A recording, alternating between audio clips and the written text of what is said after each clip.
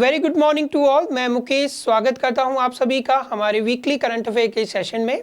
इस वीडियो में हम डिस्कस करेंगे जून मंथ का सेकंड पार्ट। इससे पहला हमारा फर्स्ट पार्ट आ चुका है जिसका लिंक आपको डिस्क्रिप्शन बॉक्स में मिलेगा। तो चलिए वीडियो को स्टार्ट करते हैं। पहली न्यूज़ की अगर हम बात करें तो फर्स्ट न्यूज़ जो है यूएन से है। India's first women permanent representative जो यूएन में थी वो अभी रिटायर हो चुकी हैं। इनके नाम की अगर हम बात करें तो इनका नाम है रुचिरा कंपोज। ठीक है, तो रुचिरा कंपोज जो है वो अभी रिटायर हो चुकी हैं और ये भारत की प्रथम महिला थी जो यूएन में भारत का स्थायी रूप से प्रतिनिधित्व कर रही थी। तो ये काफ़ी जरूरी पॉइंट बन जाता है, जरूरी क्वेश्चन बन सकता है ये कि भारत की फर्स्ट वुमन परमानेंट रिप्रेजेंटेटिव कौन थी यूएन में। तो इनका नाम है रुचिरा कंपोज जो अभी 35 ईयर की सर्विस के बाद रिटायर हो चुकी हैं। तो चलिए नेक्स्ट न्यूज़ की तरफ चलते हैं। तो नेक्स्ट न्यूज़ से पहले मैं आपको बताना चाहूँगा हमारा जो है लाइव सेशन जो है टेट के एग्ज़ाम्स के लिए स्टार्ट हो चुका है। तो नेक्स्ट वीक जो है 11 जून को जो है HP टेट मैथ के लिए लाइव सेशन रहेगा जिसमें वेरी इंपॉर्टेंट क्वेश्चन डिस्कस किए जाएंगे। तो जो भी जो स्टूडेंट हैं वो इंटरेस्टेड हैं वो 2:30 पे जो है लाइव सेशन को ज्वाइन कर सकते हैं। ओके, तो चलते हैं नेक्स्ट न्यूज़ की तरफ। नेक्स्ट न्यूज़ है India joins US red flag air and RIMPAC naval exercise. तो भाई यूएस में जो है 2 मिलिट्री एक्सरसाइजेस कंडक्ट कराई जा रही हैं। एक का नाम है रेड फ्लैग एयर एक्सरसाइज जो एयर फोर्स की एक्सरसाइज होती है, दूसरी रिम्पैक्ट नेवल एक्सरसाइज। ये दोनों ही एक्सरसाइज मल्टीनेशनल एक्सरसाइजेस हैं। तो अगर हम बात करें रेड फ्लैग एयर एक्सरसाइज की तो ये स्टार्ट हो चुकी है 30 मई से और ये 2 हफ्तों की मल्टीनेशनल एयर एक्सरसाइज है जिसमें इंडिया भी पार्टिसिपेट कर रहा है। तो इंडिया की जो एयर फोर्स है वो अपने राफेल जेट के साथ जो है इसमें पार्टिसिपेट कर रही है। ये भी काफ़ी ज़रूरी पॉइंट है कि इंडिया जो है वो किस जेट को जो है डिप्लॉय कर रही है इस एक्सरसाइज के लिए। तो इंडिया ने डिप्लॉय किया है राफेल फाइटर जेट को, इंडिया इसमें पार्टिसिपेट कर रही है और ये एक्सरसाइज जो है कंडक्ट हो रही है अलास्का में। मैंने जैसा कि बताया कि ये 30 मई से स्टार्ट हो चुकी है। सेकंड जो है वो एक नेवल एक्सरसाइज है जिसका नाम है रिम्पैक्ट नेवल एक्सरसाइज। ये एक्सरसाइज हवाई में कंडक्ट कराई जा रही है और ये कंडक्ट कराई जाएगी जून 25 से लेके 2 अगस्त तक। ठीक है, इंडिया इसमें पार्टिसिपेट कर रहा है और इंडिया डिप्लॉय कर रहा है इसमें INS शिवालिक को। ठीक है, तो आप याद रखेंगे कि रिम्पैक्ट नेवल एक्सरसाइज और रेड फ्लैग जो एयर एक्सरसाइज है ये यूएस कंडक्ट करा रहा है जो अलास्का और हवाई में कंडक्ट कराई जाएंगी। ठीक है, इंडिया इसमें पार्टिसिपेट कर रहा है। चलिए नेक्स्ट न्यूज़ की तरफ चलते हैं। तो नेक्स्ट न्यूज़ जो है राजस्थान जैसलमेर से है। राजस्थान के जैसलमेर डिस्ट्रिक्ट में एनुअल वाटर होल सर्वे कराया गया और इस सर्वे के दौरान जो नेशनल डेजर्ट पार्क है जैसलमेर में इसमें 64 ग्रेट इंडियन बस्टर्ड काउंट किए गए हैं। अगर हम लास्ट सेंसस की बात करें तो लास्ट सेंसस जो 2022 में कराया गया था तो इस पार्क में 42 ग्रेट इंडियन बस्टर्ड देखने को मिले थे। तो ये गुड न्यूज़ है कि इनकी संख्या में बढ़ोतरी हुई है। ग्रेट इंडियन बस्टर्ड जो राजस्थान का स्टेट वर्ड है और इसे राजस्थान में गोदावन के नाम से जाना जाता है। अदर स्टेट की बात करें तो अदर स्टेट में इसे सोन चरैया भी कहते हैं। इस वर्ड की बात करें तो ये काफ़ी एक बड़ा वर्ड होता है। ठीक है, भारत का ये सबसे बड़ा वर्ड है ग्रेट इंडियन बस्टर्ड। अगर हम बात करें तो ये क्रिटिकली इंडेंजर घोषित किया गया है, एक विलुप्त होने वाली प्रजाति है ये पक्षियों में। तो इसे क्रिटिकली इंडेंजर घोषित किया गया था international union of conservation nature के द्वारा। कब? 2011 में। इसके संबंध में सुप्रीम कोर्ट ने भी 2 महीने पहले जो है गुजरात सरकार को जो है एक आदेश दिया था कि आप जो है इनके संरक्षण के लिए एक समिति का गठन करें। गुजरात में क्या हो रहा था तो गुजरात में जो है ग्रीन पावर प्रोजेक्ट एस्टेब्लिश किए गए थे और उनकी जो ट्रांसमिशन है यानी वहाँ जो पावर ट्रांसमिशन केबल्स हैं उनसे ये पक्षी टकरा रहे थे और इनकी डेथ हो रही थी। तो इनकी संख्या कम हो रही थी। तो इनके संरक्षण के लिए सुप्रीम कोर्ट ने एक आदेश दिया गुजरात सरकार को कि आप इनके संरक्षण के लिए एक समिति का गठन करें और ये समिति ये सुझाव दे कि इन केबल लाइंस को कैसे दूसरी जगह शिफ्ट किया जाए, कैसे इनकी संरक्षण किया जाए। चलिए नेक्स्ट न्यूज़ की तरफ चलते हैं। तो नेक्स्ट न्यूज जो है वो बॉक्सिंग से संबंधित है। बॉक्सिंग फेडरेशन इंडिया ने एग्री किया है मेंबर बनना किसका, वर्ल्ड बॉक्सिंग का। वर्ल्ड बॉक्सिंग जो न्यूली फॉर्म्ड गवर्निंग बॉडी है जो रेगुलेट करती है बॉक्सिंग गेम को, ये एस्टेब्लिश हुई थी अप्रैल 2023 को। तो इंडिया ने अभी एग्री कर लिया है, मान लिया है कि हम इसका मेंबर बनेंगे। हालांकि इंडिया आईबीए का भी मेंबर है, इंडियन बॉक्सिंग एसोसिएशन का भी मेंबर है। अगर इस गवर्निंग बॉडी की बात करें बॉक्सिंग, वर्ल्ड बॉक्सिंग की, तो इसका फॉर्मेशन क्यों हुआ था, तो इंटरनेशनल ओलंपिक कमेटी ने रिकॉग्नाइज्ड करने से मना कर दिया था, रिफ्यूज़ कर दिया था इसको, इंटरनेशनल बॉक्सिंग एसोसिएशन को। और साथ में इन्होंने ये भी कहा था कि जो भी फेडरेशन जो है इससे एफिलिएटेड है उसको भी रिकॉग्नाइज्ड नहीं किया जाएगा। तो इंडिया ने सेफ साइड खेली, इंडिया जो है वो वर्ल्ड बॉक्सिंग का भी मेंबर बनने जा रहा है और वो आईबीए का भी मेंबर है। ओके, तो चलिए नेक्स्ट न्यूज़ की तरफ चलते हैं। तो नेक्स्ट न्यूज़ जो है वो असम से है। असम के लिए एक गुड न्यूज़ है। असम में जो है नया आईआईएम कामरूप जो है वो एस्टेब्लिश करने के लिए सेंट्रल गवर्नमेंट ने अप्रूवल दे दी है। तो असम में आईआईएम कामरूप जो है वो एस्टेब्लिश्ड किया जाएगा, सेंट्रल गवर्नमेंट ने इसकी अप्रूवल दे दी है। और इसका मेंटर रहेगा आईआईएम अहमदाबाद। याद रखेंगे इसका मार्गदर्शन कौन करेगा, आईआईएम अहमदाबाद। तो अगर हम इंडिया की बात करें तो इंडिया में टोटल 21 आईआईएम है और इनमें से अगर हम बात करें तो ये नॉर्थ इंडिया का सेकंड आईआईएम होगा।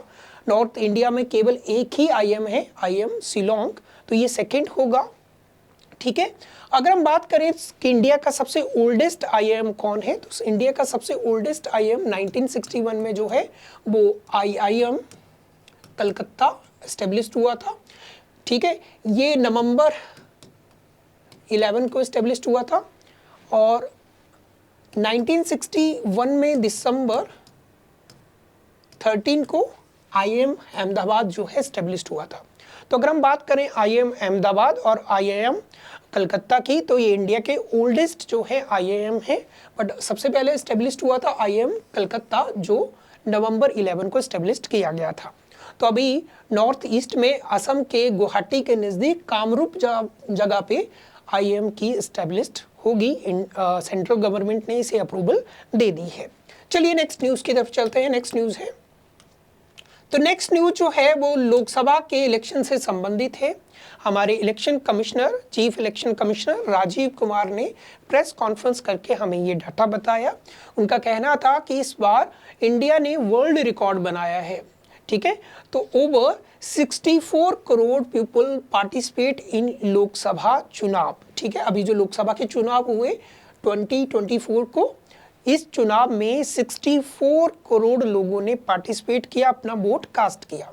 तो रिकॉर्ड की बात करें तो 64.2 करोड़ वोटर्स ने इस इलेक्शन में पार्टिसिपेट किया। ये बहुत ज़रूरी पॉइंट है और यहाँ पे इंडिया ने वर्ल्ड रिकॉर्ड बनाया है। और रिकॉर्ड एक और बना कि इस इलेक्शन में लगभग 50%, याद रखो लगभग 50%, यानी 64.2 करोड़ में से लगभग आधी क्या थी, महिला वोटर्स थी। यानी 31.2 करोड़ जो है महिला वोटर ने पार्टिसिपेट किया है और ये highest ever in the world है। इतनी महिलाओं ने चुनाव में पार्टिसिपेट किया। तो ये एक बहुत अच्छी बात है कि इंडिया में जो वोटर है वो जागरूक हो रहा है और लोकतंत्र में अपनी भागीदारी सुनिश्चित कर रहा है। ठीक है, अगर हम बात करें इलेक्शन कमीशन की, तो इलेक्शन कमीशन जो है 3 मेंबर बॉडी है। इसमें 3 मेंबर होते हैं। एक होते हैं चीफ इलेक्शन कमिश्नर जो करंटली राजीव कुमार हैं, और 2 इलेक्शन कमिश्नर होते हैं। अभी हाल ही में न्यूली अपॉइंटेड इलेक्शन कमिश्नर हैं गायनेश कुमार और दूसरे हैं डॉक्टर सुखबीर सिंह संधू। तो ये भी आप याद रखेंगे। चलिए नेक्स्ट न्यूज की तरफ चलते हैं। नेक्स्ट न्यूज WHO से है। WHO के द्वारा Nelson Mandela award for health promotion 2024 जो है डिक्लेयर कर दिया गया है और ये अवार्ड दिया गया है निम्हांस को। तो ये इंडिया के लिए बहुत अच्छी खबर है।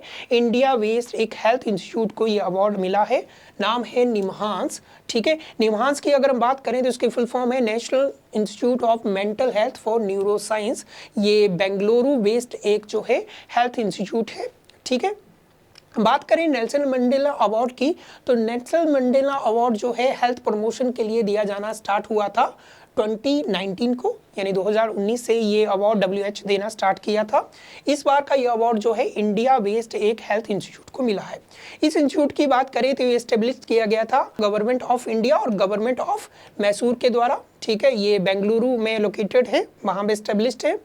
दूसरी बात करें कि 2012 में निम्हांस को जो है वो डिक्लेयर किया गया था नेशनल इम्पोर्टेंस इंस्टीट्यूट के रूप में। तो ये नेशनल इम्पोर्टेंट इंस्टीट्यूट भी है हमारे देश के लिए, और इसको अभी अवार्ड में मिला है WHO का। तो ये इंडिया के लिए एक अच्छी खबर है, गुड न्यूज़ है, ठीक है, और आपके एग्जाम के लिए बहुत ज़रूरी पॉइंट है। तो नेक्स्ट न्यूज़ जो है वो तेलंगाना से है। तेलंगाना फॉर्मेशन डे सेलिब्रेट किया गया जून 2 को। तेलंगाना की फॉर्मेशन की बात करें तो तेलंगाना एस्टेब्लिश्ड हुआ था, कब हुआ था? जून 2014 को, 2 जून 2014 को ये एस्टेब्लिश्ड हुआ था।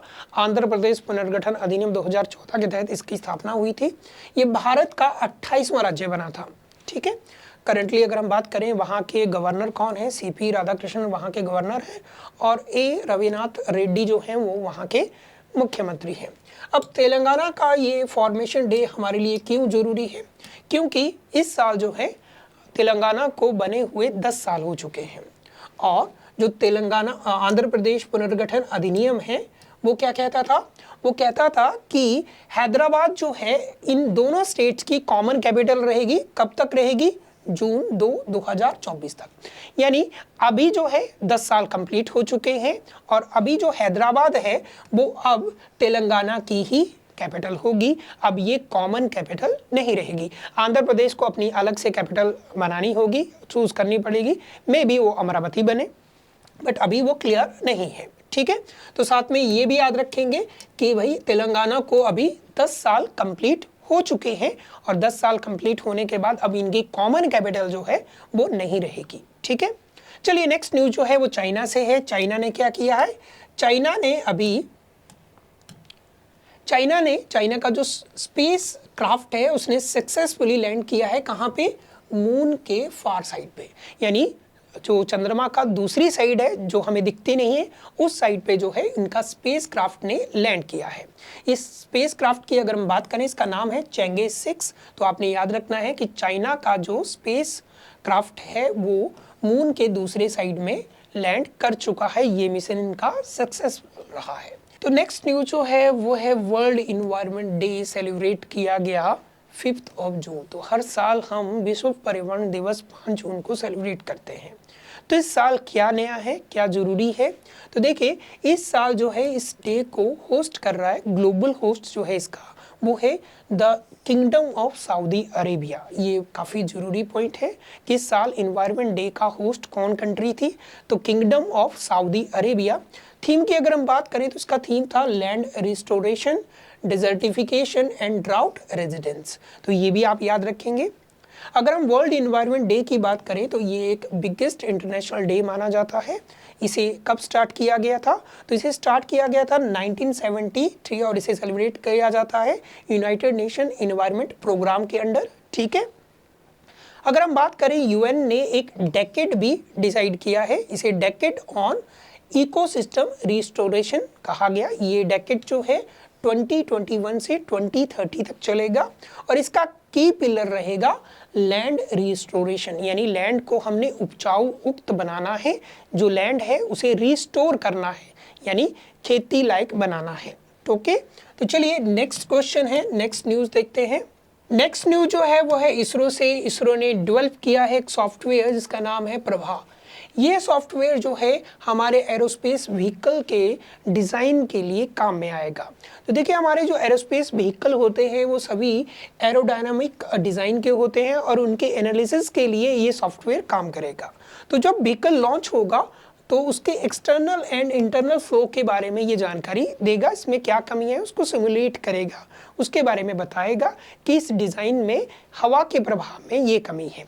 तो जैसे कि अगर हम बात करें इस व्हीकल की, तो ये सभी व्हीकल जो है एरोडायनेमिक होते हैं ताकि ये हवा के प्रभाव को काट सके। ओके, तो ये न्यूज़ थी। नेक्स्ट चलते हैं। तो नेक्स्ट न्यूज़ जो है वो है मेक्सिको से। मेक्सिको की फर्स्ट वुमेन प्रेसिडेंट इलेक्ट की गई हैं और इनका नाम है क्लाउडिया शेनबॉर्न। क्लाउडिया शेनबॉर्न जो पेशे से क्लाइमेट साइंटिस्ट हैं, उन्हें अभी मेक्सिको में एक प्रेसिडेंट के रूप में इलेक्ट किया गया है। इनका कंट्रीब्यूशन की बात करें तो इनका कंट्रीब्यूशन रहा है inter governmental panel of climate change report जो 2007 में आई थी, और इस रिपोर्ट को नोबेल पीस प्राइज भी दिया गया था।